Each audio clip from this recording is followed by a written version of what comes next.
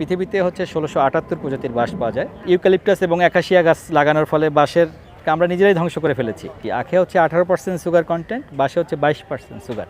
এই কারণে হচ্ছে বাঁশটা দ্রুত ঘুণে ধরে যায় ৬ মাসের মধ্যে। বাঁশ কিন্তু কোনো গাছ না, এটা জানেন যে বাঁশ কিন্তু ঘাস প্রজাতির উদ্ভিদ এবং পৃথিবীর সবচেয়ে বড় ঘাস হচ্ছে বাঁশ।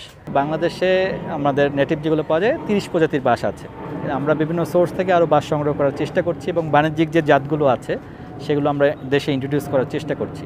বাঁশ নিয়ে আসলে কাজ করছি কিন্তু আমরা এক যুগের বেশি সময় 2007 সালে আমরা শুরু করেছিলাম বান্দরবনে, কারণ আমরা এটা সম্ভাবনাটা দেখতে পেয়েছি এবং বাঁশ নিয়ে আমাদের যে রিসার্চ আছে এবং আমি দেশের বাইরেও বেশ কিছু জায়গায় গিয়েছি, যেমন আমি চায়নাতে গিয়েছি বাঁশের জন্য, আমি ইন্ডিয়াতে গিয়েছি, বিভিন্ন দেখে এসেছি বাঁশের ব্যবহার। তারা বাঁশটাকে আসলে শিল্পের পর্যায়ে নিয়ে গেছে। বাইরের কান্ট্রিতে বাঁশের যে ব্যবহার, তাদের দৈনন্দিন জীবনে ওতপ্রোতভাবে বাঁশের ব্যবহার ছড়িয়ে আছে।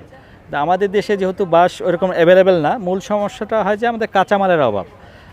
পাহাড়ের বাঁশ ধ্বংস হয়ে গেছে, ইউক্যালিপটাস এবং অ্যাকাশিয়া গাছ লাগানোর ফলে বাঁশের আমরা নিজেরাই ধ্বংস করে ফেলেছি।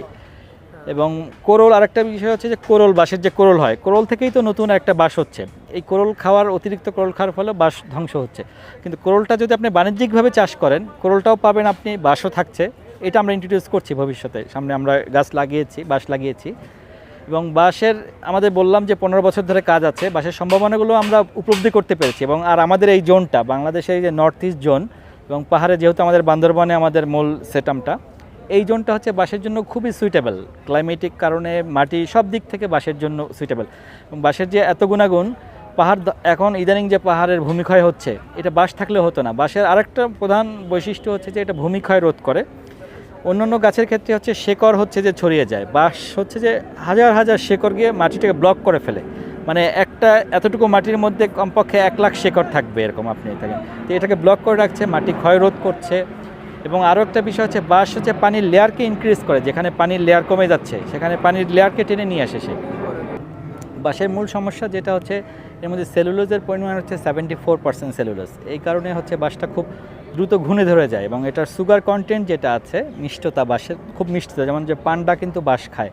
এবং বাঁশের যে কোরল হয়, যেটা আমাদের পাহাড়ি জনপথে বাঁশের কোরল কিন্তু আমরা খুব একটা সুস্বাদু সবজি হিসেবে খাই। এটা থেকে আমরা পিকলস করতে পারি, আচার হয় এবং সবজি হিসেবে খুব চমৎকার, কিন্তু জনপ্রিয় এই জিনিসটা।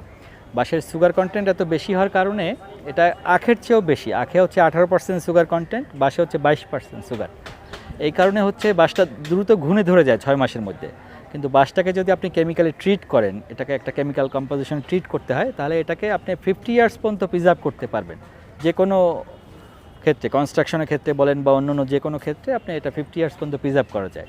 আমরা এই জিনিসগুলোকে আমরা লোকজনের মাঝে ইন্ট্রোডিউস করার চেষ্টা করছি, যে বাঁশের ব্যবহারগুলো। এবং বাঁশ এবং বেত হচ্ছে পৃথিবীর সবচেয়ে গুরুত্বপূর্ণ ইকো ফ্রেন্ডলি প্লান্ট। এটা বাঁশ কিন্তু কোনো গাছ না, এটা জানেন যে বাঁশ কিন্তু ঘাস প্রজাতির উদ্ভিদ এবং পৃথিবীর সবচেয়ে বড় ঘাস হচ্ছে বাঁশ। এই বাঁশকে সেই জন্য যদি ট্রিট করা হয়, বললাম যেটা 50 ইয়ার্স পর্যন্ত রাখা যায়।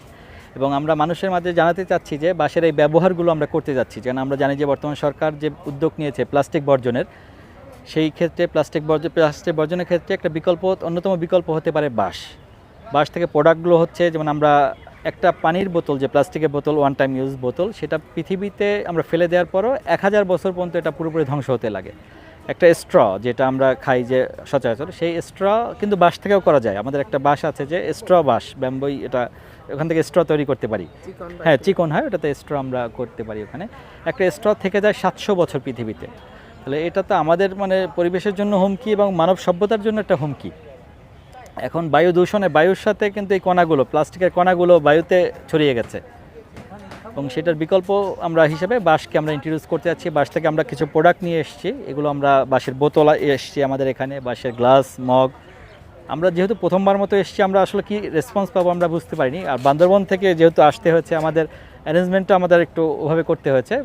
ভবিষ্যতে আমরা আরও বড় আকারে আমরা বাঁশের অন্যান্য ব্যবহার যেগুলো আছে সেগুলো নিয়ে আসবো ইনশাল্লাহ।